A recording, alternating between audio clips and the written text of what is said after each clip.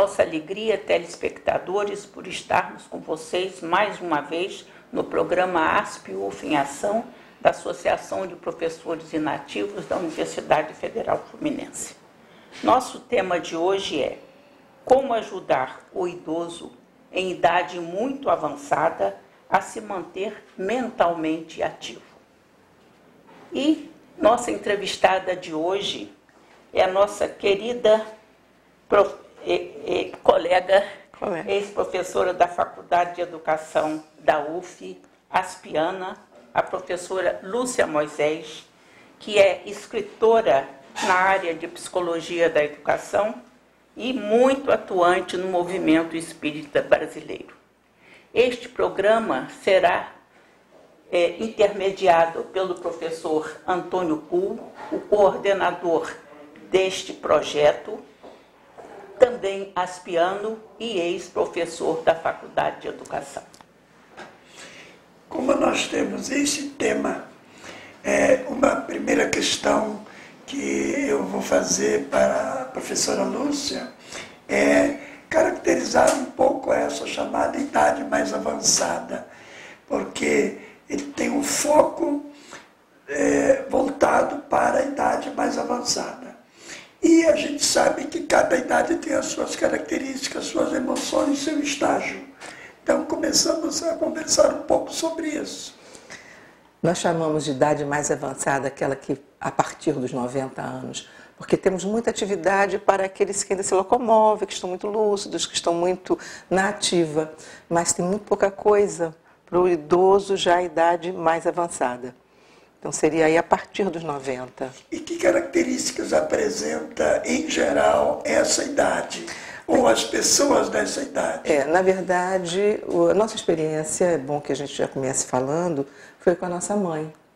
A minha mãe viveu 100 anos.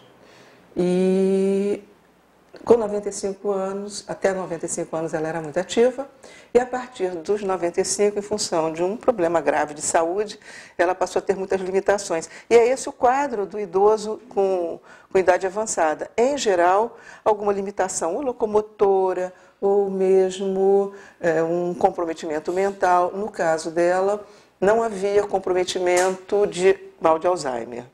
Não teve mais a questão mesmo da senilidade, que foi comprometendo as funções mentais.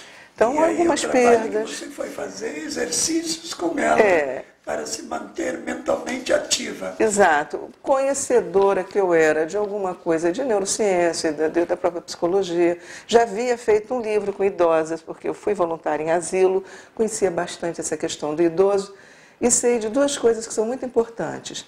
Mantê-lo mentalmente ativo e talvez a coisa mais importante não seja nem a mente, mas o coração, o afeto. Porque quando você está com ele, trabalhando, fazendo alguma coisa, ele se sente vivo, ele se sente amado, ele se sente amparado. Tanto que eu ia todos os dias visitar minha mãe, um raro dia que eu faltava, e ela já ficava muitas horas, né? A Lúcia já vai chegar, porque existe o trabalho do cuidador, aquele trabalho que é muito sério, muito estressante. O meu, eu digo que eu fiquei com a melhor parte, porque a gente se distraía muito.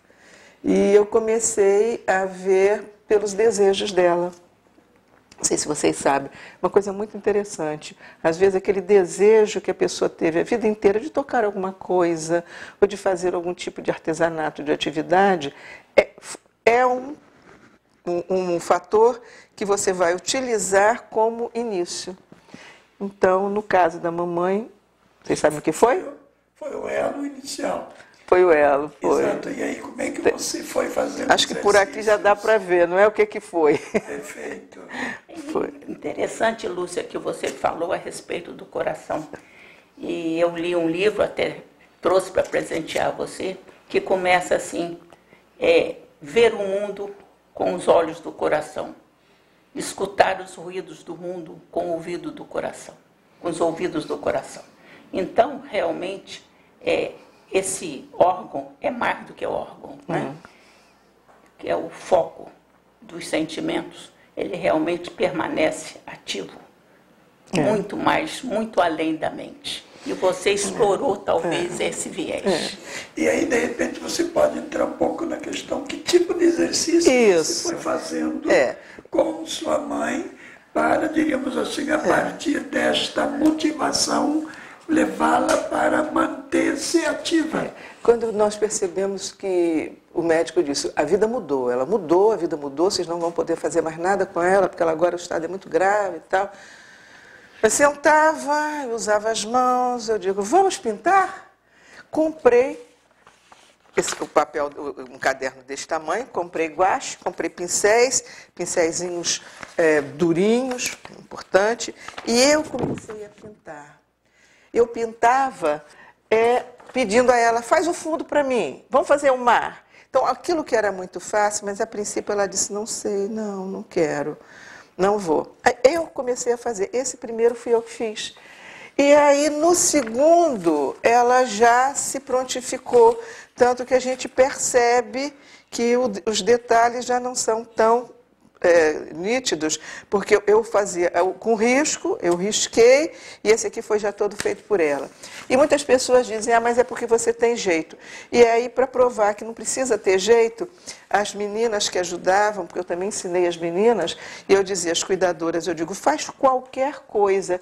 E esse qualquer coisa podia ser, por exemplo, desse tipo aqui, que era tão abstrato que qualquer um faz, mas ela tinha verdadeiro prazer em combinar as cores. E ela dizia, aqui fica bom um dessa cor, aqui fica bom um dessa cor. E assim ia. E ela foi fazendo com tanto prazer que quando percebia que não conseguia colorir o fundo, houve um momento, e nós temos muitos desses, que ela completava o fundo todo com pontinhos. Então aqui nós misturamos alguns, eu começava, e uma coisa que eu gostava muito de ver é que ela dizia com o dedinho assim, faz o risco aqui, agora não perdeu o senso estético. Então isso foi dando uma vida, ela já ficava ansiosa, cadê a hora de começar, já com a mesa preparada, vamos lá. E todas as vezes que a gente chegava e mostrava, ela se alegrava. E aí a coisa foi evoluindo e nós começamos a trabalhar com figuras, com recortes, com revista, até por conta de as moças que estavam trabalhando ficaram muito entusiasmadas, as cuidadoras. E aí elas também passaram a fazer coisas, né? Então aqui é um misto, ela colando, ela colocando, e depois inventar a história. Aí começamos com a coisa de inventar a história. Houve momentos em que ela ficou tão entusiasmada, esse aqui todo é dela, todo, criação dela e pintura e tudo, que ela assinou o nomezinho dela. Né? Aqui nós temos a assinatura, ela ainda assinava. E fazendo os cartazes com coisas da vida dela, ela foi professora de corte e costura, então seguimos por aí. Depois nós passamos para um outro momento que era de procurar estimular, aí ela já estava bem animada com o trabalho do desenho. Passamos até esse momento você, na prática, trabalhou a motivação. Isso. Depois começou a trabalhar mais a parte mental. E aí, junto já com a parte mental, nós começamos a trabalhar conceitos. E a parte mental foi muito interessante porque eu gosto de palavras cruzadas. E aí, eu fazendo palavras cruzadas, quando encontrava uma mais fácil, eu perguntava para ela, o que é isso? E ela falava, interessante que ela ficava com, ali, o corpo fala, né? Na beiradinha da cadeira, é isso, como quem diz, qual é a próxima? E a gente sabe que palavra cruzada ativa o cérebro, né? Uma das formas que se indica até muito hoje é palavra cruzada, é exercício de sudoku, são aqueles exercícios que aparentemente são brincadeiras, mas que no fundo eles auxiliam muito a você manter a mente ativa e ao mesmo tempo concentrada, atenta, etc. Então, por conta das palavras cruzadas, nós percebemos que precisávamos trabalhar as palavras, os conceitos, e aí nós começamos a desenhar coisas para dar nome. Então, grupos de coisas. Aqui, por exemplo, era um grupo de objetos, de ferramentas. Então, desenhava, qual é o nome dessa, qual é o nome daquela, qual é o nome daquela. Então, para exercitar mesmo. E algumas ferramentas que se usam muito pouco, tipo ancinho. né? Objetos de casa, e ela então era para fazer o exercício de quem combina com quem. A mesma coisa, de função. Qual é a função de uma chaleira? Então procura aqui, minha mãe, procura aqui o que vai junto com esse, o que vai junto com aquele. E ela então ia trabalhando todas essas coisas, no seu trabalho mesmo, daquilo que ela fazia no dia a dia. E assim fomos. Agora, do ponto de vista mental, nós fizemos muitas outras coisas, muitas, porque aqui foi mais o motor, né? Sim. E como é que é a reação dela, diríamos assim, a percepção que você tinha dela enquanto atenta e ao mesmo tempo enquanto mantendo-se muito ativa? Você percebia mudança na vida dela nesse sentido? Sim, porque houve um momento em que ela de novo teve, depois de 2 anos, ela teve de novo uma isquemia com comprometimento da fala. E nós começamos a imaginar, fala e movimento, que ela talvez não voltasse mais. E aí, nessa hora, foi que nós entramos com muito trabalho de fala. Então, por exemplo, a primeira coisa que nós percebemos é a questão da oração. A minha mãe, espírita, sempre gostou muito de falar o Pai Nosso e a prece de Cáritas. Então foi o primeiro momento que antes de dormir nós rezávamos juntos, quando ela já não falava mais, quando eu comecei a falar a prece de Cáritas, eu percebi que ela falava o final das palavras, o Pai Nosso. Digo, então ela vai voltar a falar. Foi a nossa porta de entrada. Então, para estimular a fala, nós usávamos muitos provérbios. Então tiramos da internet, é assim que a gente faz, tiramos da internet uma lista de provérbios e ela falava mais de 120 provérbios. A gente começava, inclusive alguns pouco conhecidos, né? Alguns muito, né? Tipo o uso do cachimbo, deixa a boca torta. Esse ela amava fazer, foi até o final, até os 100 anos de idade, foi a última coisa que ela perdeu. Foram as coisas das orações e dos provérbios. Que bom. Né? Foi uma coisa assim, bastante interessante. Que bom. Nós estamos chegando ao término deste primeiro bloco, mas fique conosco, telespectadores, para saber mais sobre o tema: como ajudar o idoso em idade muito avançada a se manter mentalmente ativo. No segundo bloco, nós estaremos novamente com a professora Lúcia Moisés dentro de instantes.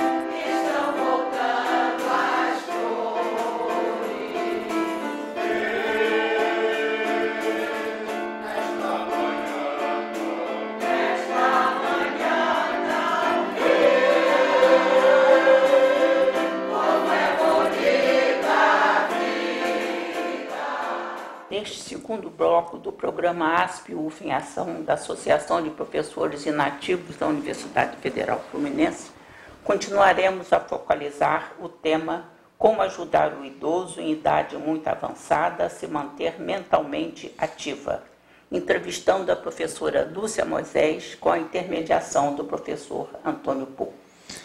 Aí, Lúcia, todas essas experiências que você colocou até agora com sua mãe, eu vejo aí uma história de carinho, uma história de amor e, ao mesmo tempo, uma grande lição para todos aqueles que puderem, diríamos assim, fazer um trabalho próximo, semelhante com os seus, na sua família. Então, você poderia conversar um pouco sobre como é que você agia com a sua mãe e como é que as pessoas podem realmente também atuar para terem uma história semelhante, tão bonita, não tão bonita como a sua. Pode até ser melhor. melhor. Não se repete, mas pelo menos ter alguma coisa Claro. de proveito daquilo que você experienciou na sua vida com sua mãe. Claro.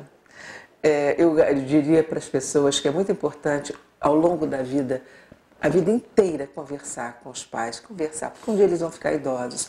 Então, foi muito interessante, porque a mamãe conversou muito, assim mesmo como meu pai também. Então, foi muito fácil recuperar as histórias. Então, no momento em que foi necessário, eu passei a ter um bloco em que eu dizia assim, como era mesmo aquele caso que a senhora contava? Claro que eu sabia o caso. Então, eu pegava e começava a escrever as histórias, então eu dizia, como se fosse ela mesmo. A história é ela contando. Por exemplo, minha mãe tinha muitas amigas, Dona Fulana, Dona Fulana, Dona Fulana, eram as amigas dela. E ela ficava encantada, porque era tudo verdade. E eu começava o caso e aí ela ia contando o caso. E eu parava naqueles momentos que eu sabia que eram os engraçados, eram sempre casos muito engraçados, né, que ela vivia contando. E aí, como foi mesmo naquele momento, e ela então ia buscar na memória e todo mundo ria. E depois, quando o tempo passou, porque nós estamos falando aí de 95 aos 100 anos, e ela realmente foi tendo uma caída mentalmente, sem nunca ter tido realmente o Alzheimer, mas mais confusa. Eu li as histórias inteiras para ela e ela dizia, mas foi isso mesmo, foi isso, e ria. Ela já, no final, ela foi perdendo os movimentos do sorriso. E eu imaginava que naquela hora, quando já no final ela não conseguia mais rir, eu digo, eu tenho certeza que por dentro ela está rindo, porque no passado ela ria dessas histórias. E essas histórias me fizeram, eu acabei desenvolvendo o gosto pelo desenho, e eu que não era assim uma pessoa que desenhava direito, acabei desenhando um pouquinho melhor, porque eu comecei a desenhar a casa dela, a casa do passado, como era a casa. Eu me lembro, por exemplo, nesse dia em que eu fazia, digo, mamãe, a sala tinha assim, a mobília era assim, porque ela contava. A cama assim, assim. Aí quando eu fiz a cozinha e que eu fiz um desenho assim com uma cozinha mais elaborada, ela disse, não era nada disso. E aí veja como volta e conta. Era com talha, era com bilha. Qual a diferença de talha para bilha? Então ela ia sabendo contar as coisas. E assim nós fomos contando e sempre trazia de volta. Por exemplo, aqui a história do gramofone. Como encantava, no tempo da mocidade, na família tinha um gramofone, tinha uma pilha dessa altura que ela dizia com a mão, dessa altura de discos, e eles ouviam as músicas antigas. Que muitos novos hoje não sabem mais o que é gramofone e nem o que é disco. Pois é. Porque essa tecnologia toda mudou, mas na realidade o gramofone ele teve uma função muito importante na reunião das famílias. Exato. Na história nossa de Brasil ou em todo mundo. Exato. Você conhece o gramofone, Tânia? Eu conheço, inclusive eu estava lembrando aqui que na casa de meu avô, na fazenda, nós tínhamos assim alguma coisa que tocava o CD que a gente tinha que girar a dela também, então ela conta como é que faziam e tal. E aí, em função disso, eu descobri músicas antigas na internet, no YouTube, e comecei a levar para casa o notebook, eu comecei a levar minha irmã com tablet, então nós passávamos verdadeiros saraus ouvindo, e eu então fui para a internet, copiei as músicas, porque eu também não sabia, aprendi a cantar, e nós fazíamos verdadeiros saraus, cantando Carlos Galhardo, Vicente Celestino. Então cantei muito Carinhoso, cantei muito aquelas músicas mais antigas, e é esse o caminho. Então eu gostaria de dizer para aquele que está nos ouvindo, é muito fácil. Primeiro de tudo tem que ter coração, tem que amar o idoso, tem que pensar, se colocar no lugar dele. Então uma pessoa querida, uma pessoa amada, como é que você vai deixar em cima de uma cama? Não, nós levávamos para a sala, acomodávamos. E todas essas atividades eram vividas com aqueles que chegavam com a visita, era com um amigo que chegava, era com o filho, era com o neto. Então creio eu que demos horas de muita alegria. E é interessante que quando você dá alegria ao outro, primeiro a ser, e as neurociências provam isso, quem é o beneficiado é você mesmo. Então nós temos certeza de que fomos muito beneficiados. Lamentavelmente, a gente está numa sociedade em que muitas famílias, vamos dizer assim, desculpa o termo forte, descartam. Descartam. O idoso está sendo uma pessoa descartada.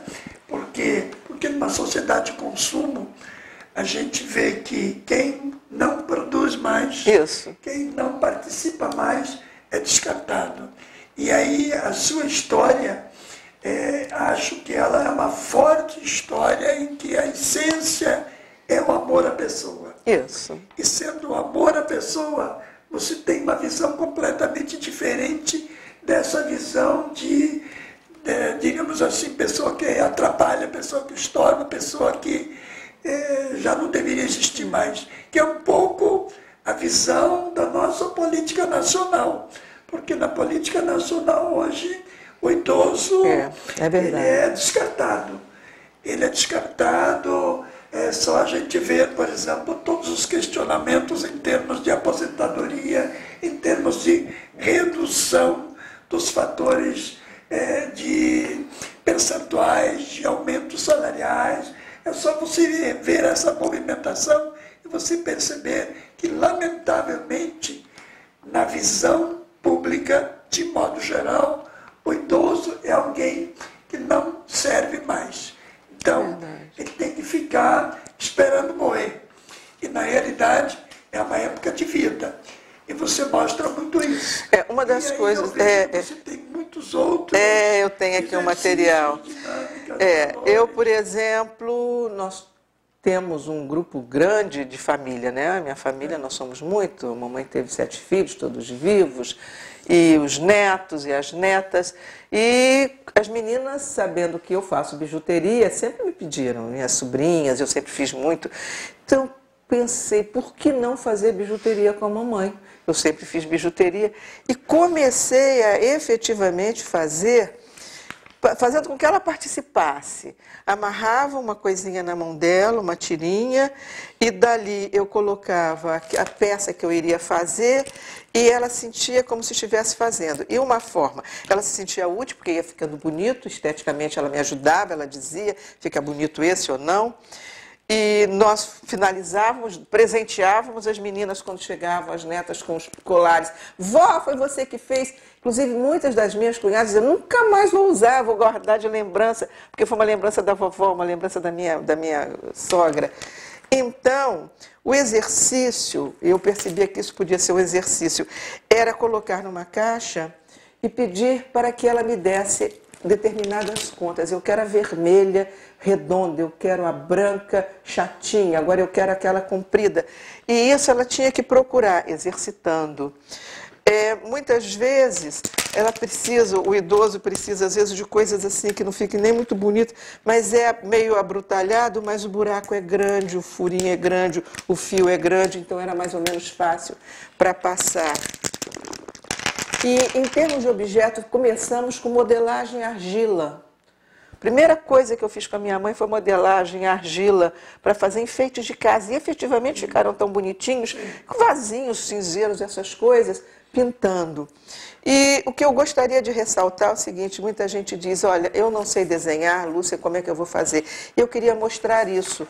Isso aqui é o seguinte, quando ela começou a ter mais dificuldade, eu fui à rua e comprei peças como essas, que são assim, e que eu simplesmente colocava no papel, ela colava fazendo desenhos, fazendo os desenhos de flor, e depois, com um botãozinho, com alguma coisa, recortava, depois tirava e pintava. E o resultado era esse que aqui está.